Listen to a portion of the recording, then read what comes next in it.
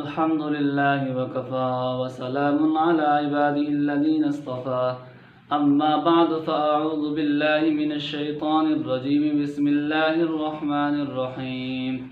وإذ قلتم يا موسى لن نؤمن لك حتى نرى الله جهرة فأخذتكم الصاعقة وأنتم تنظرون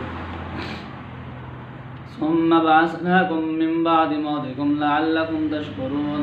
وظللنا عليكم الغمام وأنزلنا عليكم المن والسلوى كلوا من طيبات ما رزقناكم وما ظلمونا ولكن كانوا أنفسهم يظلمون صدق الله مولانا العظيم وبلغنا رسوله النبي الكريم الأمين ونحن على ذلك لمن الشاهدين والشاكرين والحمد لله رب العالمين رب اشرح لي صدري ويسر لي أمري واحلل عقدة من لساني يفقهوا قولي وما توفيقي إلا بالله عليه توكلت وإليه أنيب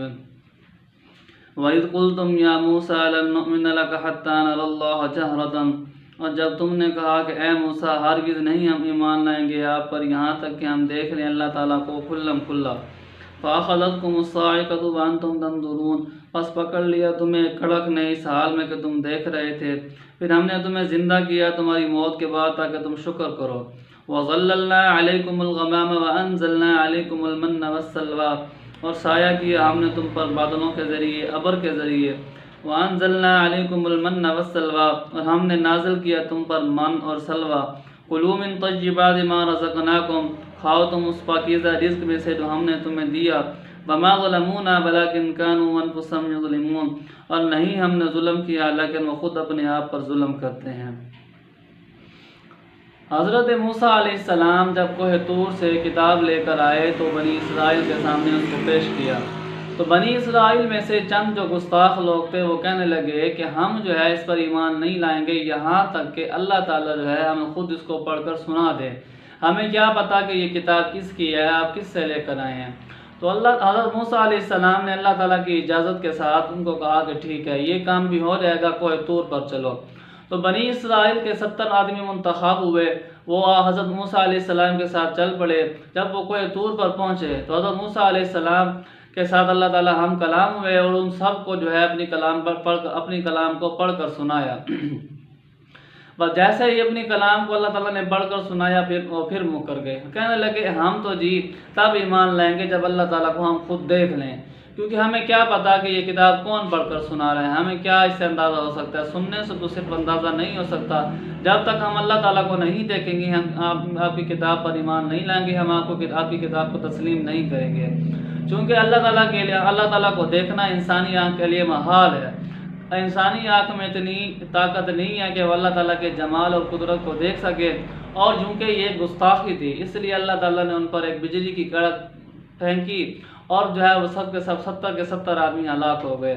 جیسے ہی وہ ہلاک ہوئے حضرت موسیٰ علیہ السلام نے اللہ رب العزت سے التجا کی کہ یا اللہ یہ تو بنی اسرائیل کی طرف سے نمائندے بن کر آئے تھے تاکہ جا کر ساری صورتحال بنی اسرائیل کو بتاتے اور قوم کو جو ہے وہ قائل کرتے۔ اب یہ جو ہلاک ہو گئے اور بنی اسرائیل کہیں گے کہ یہ جو حضرت موسیٰ علیہ السلام نے اپنی دشمنی میں جو ہے سب کو ہلاک کر دیا ہے اور مجھ پر الزام لگائیں گے اور میں اپنی بات کو ثابت نہیں کر سکوں گا۔ تو اللہ رب العزت سے التجا کی تو اللہ رب العزت نے حضرت موسیٰ علیہ السلام کی دعا کو قبول کیا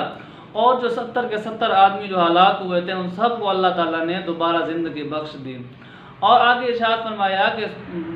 یہاں اس آیت میں جو ارشاد فرمایا گیا ثم بعثناکم من بعد موتکم، یعنی تمہیں موت دینے کے بعد جو ہے تمہیں زندگی بخشی تاکہ تم شکر کرو۔ تو شکر ادا کرنے کا طریقہ یہ ہے کہ تم اللہ تعالیٰ کے احکامات کو بجا لاؤ، اللہ تعالیٰ کے احکامات کو فرما برداری سے قبول کر لو۔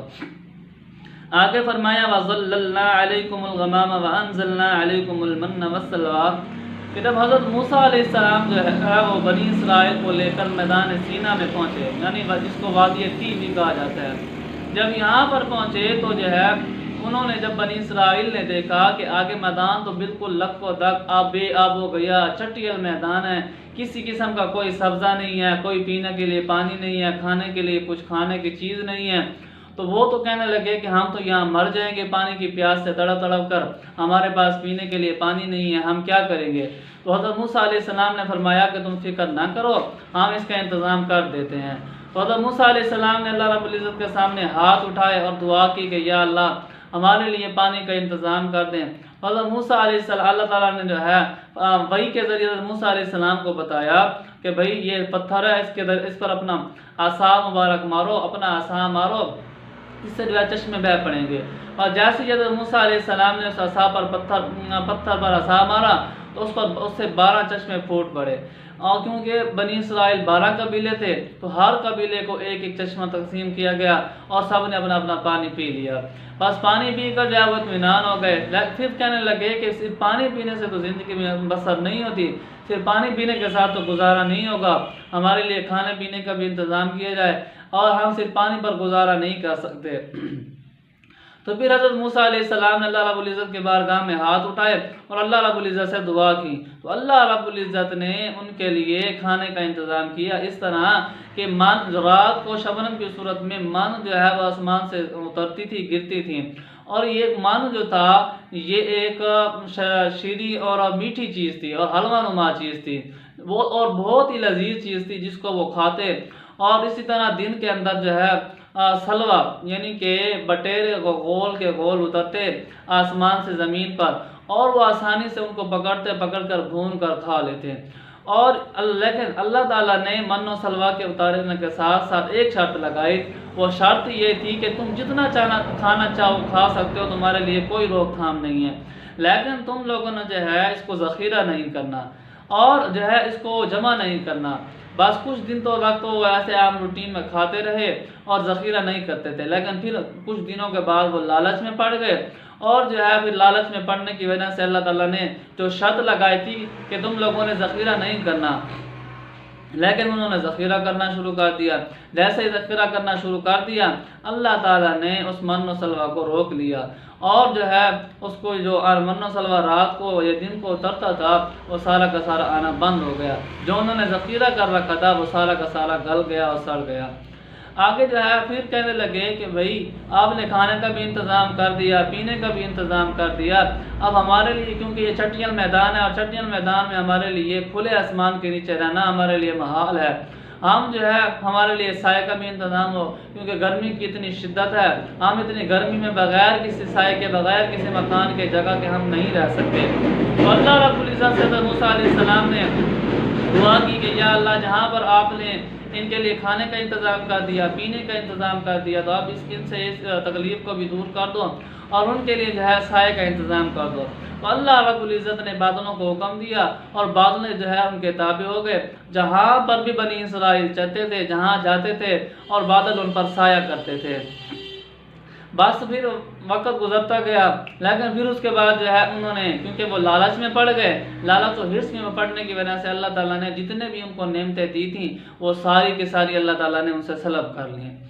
تو اب یہاں پر جو ہے اللہ تعالیٰ نے اپنی نعمتیں ان کو جو ہے اللہ تعالیٰ نے اپنی نعمتوں کو ان کو ایک ایک کر کے گنوایا اور ان کی غلطیوں کو بھی گنوایا، تاکہ جو ہے نصیحت، کیونکہ وہ جو ہے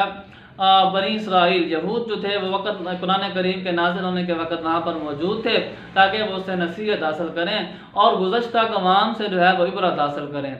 اب یہاں پر ان آیات میں رسول اللہ صلی اللہ علیہ وسلم کے صحابہ کرام کی فضیلت بھی باقی انبیاء کے صحابہ پر ظاہر ہو گئی۔ وہ اس طرح کہ باقی جب رسول اللہ صلی اللہ علیہ وسلم کے صحابہ نے سخت کڑی دھوپ میں جہاد کیے اور جو ہے دین کے لیے قربانی دی، لیکن کبھی بھی انہوں نے من و سلوہ کی فرمائش نہیں کی اور نہ ہی کسی خزانے کی فرمائش کی۔ لیکن جو ہے دیکھ لیں بنی اسرائیل نے جیسے ہی تھوڑا بہت انہوں نے مشقت دیکھی اور مشکل میں پڑتے اپنے آپ کو دیکھا تو فوراً شور مچا دیا کہ ہم جو ہے نا ہمارے لیے کھانے پینے کا انتظام کیا جائے، لیکن رسول اللہ صلی اللہ علیہ وسلم کے ساتھیوں نے کبھی کسی قسم کی کوئی فرمائش نہیں کی۔ لیکن اگر کوئی فرمائش کر بھی لیتے تو آپ صلی اللہ علیہ وسلم کی دعا، ہر دعا قبول ہوتی ہے، آپ صلی اللہ علیہ وسلم کو کسی کام کے لیے کسی دعا کو رد نہیں کیا جاتا۔ اب ان آیات کے اندر جو ہے اللہ تعالیٰ نے تمام نعمتوں کو جو خاص نعمتیں تھیں، رحمتیں تھیں، بنی اسرائیل کو گن کر سنوایا اور جو بنی اسرائیل کی قوم نے ان کے آباء و اجداد نے غلطیاں کی تھیں وہ سب کی سب اللہ رب العزت نے ان کو شمار کر کے گنوائی، اور مقصد یہ تھا کہ قرآن کریم کے نازل ہوتے وقت جو ہے بنی اسرائیل وہاں پر موجود تھے تاکہ وہ اس سے عبرت حاصل کریں اور اللہ تعالیٰ کے احکامات کو قبول کریں اور رسول اللہ صلی اللہ علیہ وسلم کی کتاب پر ایمان لے ہیں۔ تو دعا فرمائے کہ اللہ رب العزت نے ہمیں جتنے بھی نعمتیں دی ہیں، ظاہری، باطنی، قولی، فعلی، مالی، جتنی بھی نعمتیں دی ہیں اللہ تعالیٰ ہم کو ہر حال میں ان نعمتوں کا شکر ادا کرنے کی توفیق عطا فرمائے اور قرآن کریم کو صحیح معنوں میں پڑھنے، سمجھنے اور اس پر عمل کرنے کی توفیق عطا فرمائے۔ وآخر دعوانا ان الحمد للہ رب العالمین۔